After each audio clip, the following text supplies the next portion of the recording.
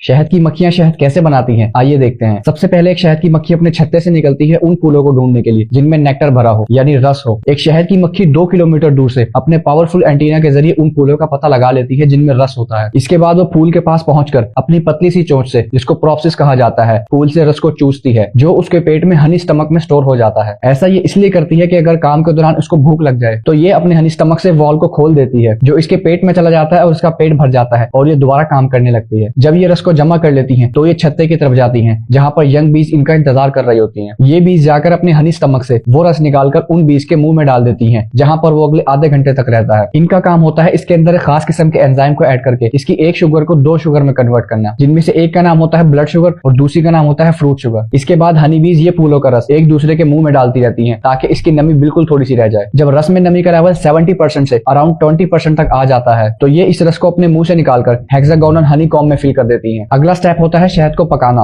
हनी बीज अपने परों से एक गर्म हवा उन हेक्सागोनल सेल्स पर मारती हैं ताकि नमी बिल्कुल खत्म हो जाए और शहद पककर बिल्कुल तैयार हो जाए। और जब शहद पक जाता है तो ऑटोमेटिक हनी बीज को पता लग जाता है कि शहद तैयार हो चुका है। और फिर आता है चौथा और आखिरी स्टेप, जिसमें हनी बीज उन सेल्स को मोम के जरिए एयरटाइट बंद कर देती हैं और शहद पककर तैयार हो जाता है। अब जब अगली दफा आप शहद से बनी कोई चीज खाएंगे तो आपको लाजमी ये बात याद आएगी कि छोटी छोटी मक्खियां कैसे शहद बनाती हैं।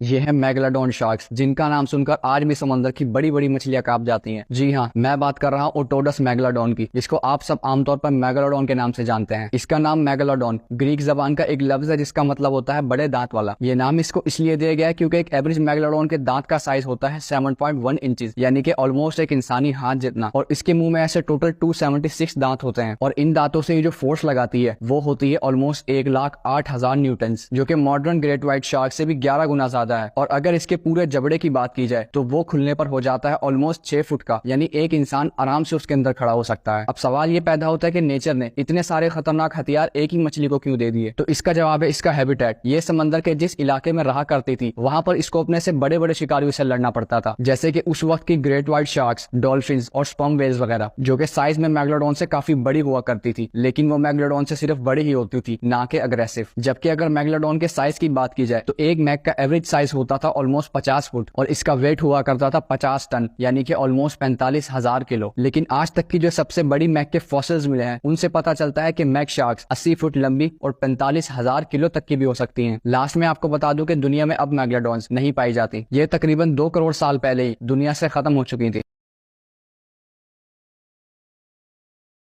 दुनिया का सबसे बड़ा परिंदा ऑस्ट्रिच यानी शुतुरमुर्ग। एक ऑस्ट्रिच का वजन होता है ऑलमोस्ट 140 किलो, लेकिन ये इतना वजन होने के बावजूद भी दुनिया का सबसे तेज भागने वाला परिंदा है। जी हाँ, एक शुतुरमुर्ग की टॉप स्पीड होती है 70 किलोमीटर पर आवर। एक शुतुरमुर्ग सिर्फ 10 सेकंड के अंदर 70 किलोमीटर पर आवर की स्पीड पकड़ सकता है। भागते हुए अपने परों को ऐसे यूज करते हैं कि इनकी सेंटर ऑफ ग्रेविटी बनी रहे। इनके पास इतने बड़े बड़े पंख होने के बावजूद भी ये उड़ नहीं सकते क्योंकि इनकी शेप ही कुछ इस तरीके से होती है। इसके अलावा इनका वजन भी इतना होता है कि अगर ये उड़ना चाहे तो इसके लिए इन्हें बहुत सारा स्टेमिना चाहिए होगा। और अब मैं आपको इनके बारे में सबसे इंटरेस्टिंग बात बताता हूं, और वो ये है कि एक फीमेल ऑस्ट्रिच एक साल में सिर्फ 30 से 40 अंडे देती है, लेकिन इसका एक अंडा आम मुर्गी के 24 अंडों के बराबर होता है और इसके एक अंडे का वजन होता है अराउंड 1.25 किलो। और अगर इनके लाइफ स्पैन की बात की जाए तो एक ऑस्ट्रिच 30 से 40 साल तक जिंदा रह सकता है। शुतुरमुर्ग इंसानों की तरह ज्यादातर रात में ही सोते हैं, लेकिन इनके सोने का तरीका बहुत इंटरेस्टिंग है। ये कभी कभार सोते हुए सिर्फ एक आंख से ही सोते हैं और एक आंख को खुली रखते हैं ताकि किसी शिकारी से बचा जा सके।